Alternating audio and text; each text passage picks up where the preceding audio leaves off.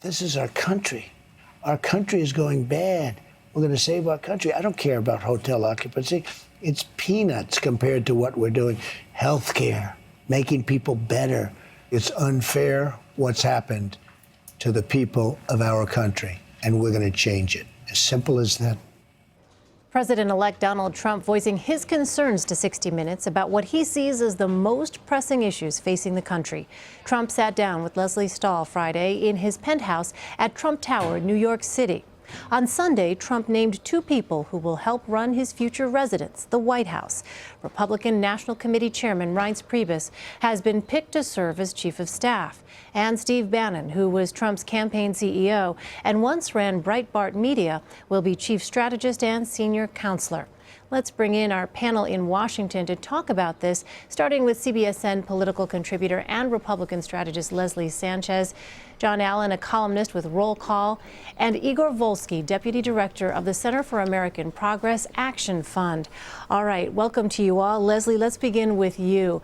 Donald Trump pledged to drain the swamp in Washington, but Sunday named RNC Chairman Reince Priebus as his chief of staff. Does an establishment choice undermine that message? Not at all. You know, the interesting part about Reince Priebus is he's built a very powerful and effective infrastructure within the Republican Party. If you remember, throughout the primary, he was making a very solid case for Donald Trump that he was winning by large margins in the primary, that they had the infrastructure in 2012 that he was able to build in the competitive battleground states by having individuals who were full-time paid staff on the ground, gathering data, speaking to voters, that he believes Mitt Romney would have won in 2012.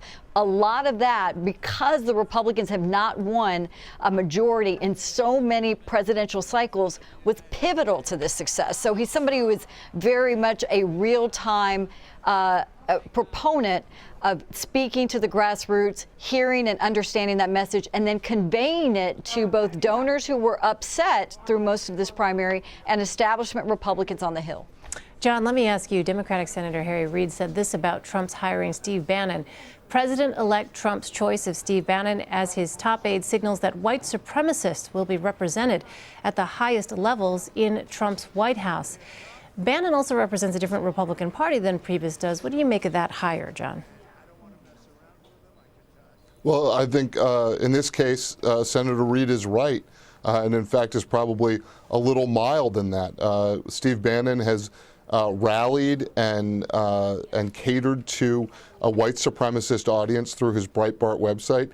He has pushed Donald Trump in that direction over the course of time. Not just Donald Trump, some of the family members have retweeted white supremacists and their memes.